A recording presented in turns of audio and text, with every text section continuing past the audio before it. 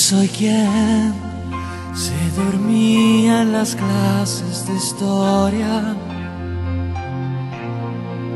y aún me veo con mi propia manera de ser. Soy el niño que el amor declaraba en forma de canciones, disfrazando por vergüenza, por tanto delirio. Soy un niño a pesar de mis 30 cumplidos. Sé bien que nunca daré lo que es mío, los recuerdos con que me crié.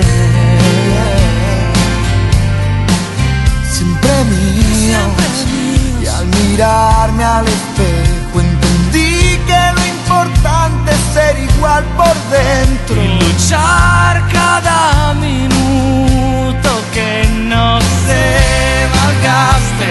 No quiero hacerme grande, no quiero hacerme grande y traicionar un sueño grande.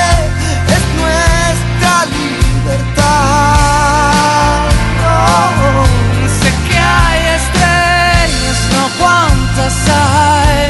No sé muy bien cuál es mi edad. Da igual si estamos de visita. Creceré sin ser grande, es lo que hay.